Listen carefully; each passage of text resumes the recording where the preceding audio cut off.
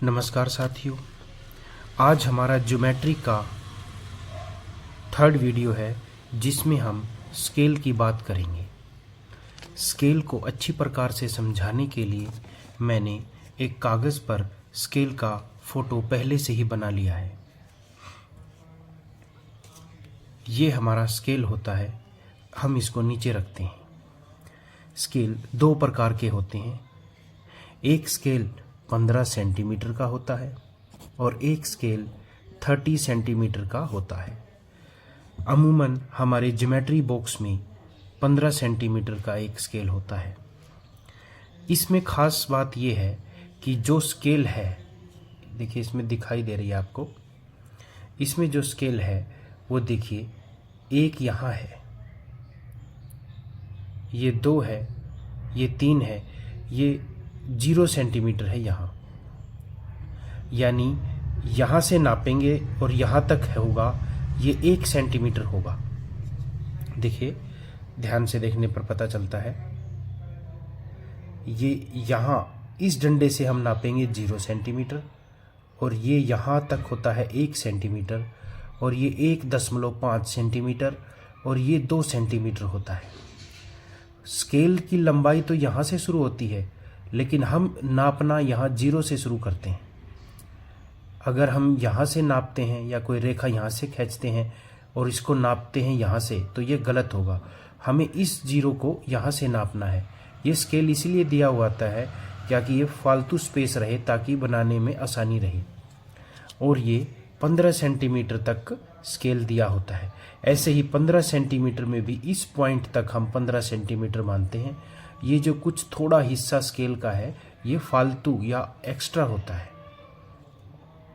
देखिए इस पर स्केल भी लिखा हुआ है। ये ज्योमेट्री में अमूमन प्रयोग होता है। और देखिए इसको अच्छी प्रकार से और समझते हैं। देखिए ये यहाँ से देखते हैं, ये जैसे 5 सेंटीमीटर है, उसके बाद 1, 2, 3, 4 और ये 5, यानी ये 5 डंडे, ये 10 भागों में डिवाइड होता है।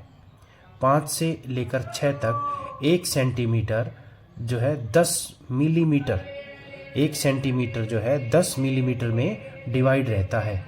और ये देखिए यहाँ ये 0.5 होगा, यानी ये 5वें नंबर पे यहाँ आएगा और 5 यहाँ, इनके अंदर 10 डंडियाँ होती हैं। 5 के बाद अगर हमें 5.5 सेंटीमीटर रेखा चाहिए तो यहाँ से लेकर 1, 2, 3, 4, 5, ये 5.5, ये 6 सेंटीमीटर। तो आइए हम अब इस पेपर पे जो स्केल बनाया हुआ है उसके हिसाब से आगे हल करते हैं।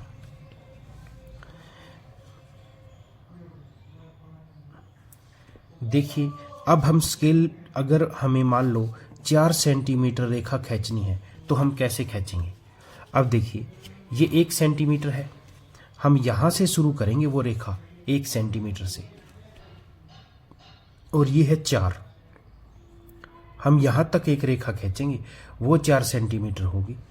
अगर हम ये रेखा, अगर हमें 2.5 सेंटीमीटर रेखा खींचनी हो तो हम रेखा को यहाँ से शुरू करेंगे। ये 2 आ गया है यहाँ, और ये 5, 2 के बाद 1, 2, 3, 4, 5, यानी यहाँ तक। तो ये जो यहाँ से लेकर यहाँ तक रेखा है, ये 2.5 सेंटीमीटर रेखा है, और यहाँ तक जो रेखा होगी वो 3 सेंटीमीटर रेखा होगी। तो इसका मतलब है ये। आइए कुछ वस्तुओं के हम लंबाई मापने का प्रयत्न करते हैं। जैसे ये रबड़ है, तो हम इसे रबड़ को यहाँ नहीं रखेंगे, हम रखेंगे 1 के पास, और 1 के पास रखने पर देखिए इसकी लंबाई यहाँ तक आती है, यानी 4.2 सेंटीमीटर। इसकी लंबाई 4.2 सेंटीमीटर के करीब है। और ऐसे ही हम इसको मापते हैं, तो देखिए इसको इसके बराबर रख देते हैं, और ये देखिए यहाँ तक आता है, यानी 10 सेंटीमीटर और 1 सेंटीमीटर इस स्टेपलर की लंबाई है। आइए अब इस फोटो की लंबाई को मापते हैं। इस फोटो की लंबाई को यहीं से रखेंगे, और ये देखिए ये 4.8 सेंटीमीटर के करीब इसकी लंबाई है। देखिए 4 को क्रॉस कर दिया, 4.5 को भी क्रॉस कर दिया, 6, 7, 8, यानी इसकी लंबाई 4.8 सेंटीमीटर है। इसी प्रकार हम शार्पनर की भी लंबाई को मापते हैं तो ये यहाँ तक हमें दिखाता है 3.9 सेंटीमीटर या लगभग 4 सेंटीमीटर के करीब इसकी लंबाई है। तो आइए अब हम एक दो रेखाखंडों को खींचते हैं जो देखते हैं। हम स्केल को यहाँ रख लेते हैं। अब जैसे मैं 4 सेंटीमीटर रेखा खींचूंगा तो इसको आसान तरीका क्या है खींचने का, ये देखिए 4 सेंटीमीटर का यह बिंदु लगा लिया है मैंने और ये यहाँ से 0 से शुरू होगी तो यहाँ 4 से लेकर और 0 तक मैं एक रेखा खंड खींच दूंगा।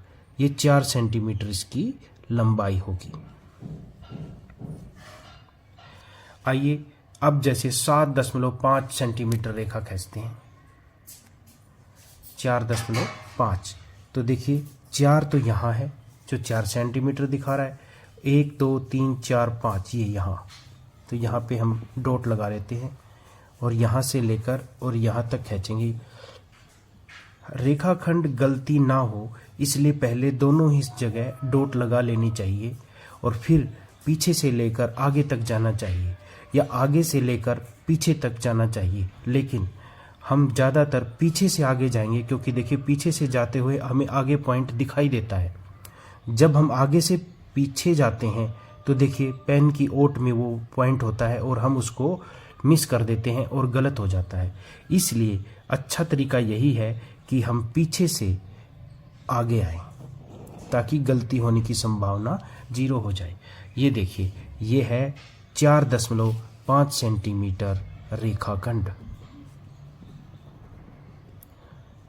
सभी बच्चों को ये समझ में आ गया होगा कि रेखाखंड खींचते हुए पहले 2 डॉट लगानी है और उसके बाद पीछे से आगे की तरफ आना है। इस वीडियो में हमने वस्तुओं को नापने का भी तरीका देखा है। आइए देखते हैं एक और रेखाखंड खींचते हैं 8.2 सेंटीमीटर या 7.2 सेंटीमीटर। फिर भी वही देखिए 7 यहाँ आ जाता है, 1 2 तो मैं पहले यहाँ डॉट लगाऊंगा और यहाँ 0 पर भी डॉट लगाऊंगा और वही तरीका पीछे से आगे लेके जाएंगे। तो ये 7.2 सेंटीमीटर रेखाखंड हो गया है। आशा है आपको ये वीडियो अच्छी लगी होगी। इस वीडियो में हमने यही जाना है कि डॉट लगाने के बाद ही पीछे से आगे की ओर रेखाखंड खींचना चाहिए, जिसमें गलती की संभावना 0% हो जाती है। धन्यवाद।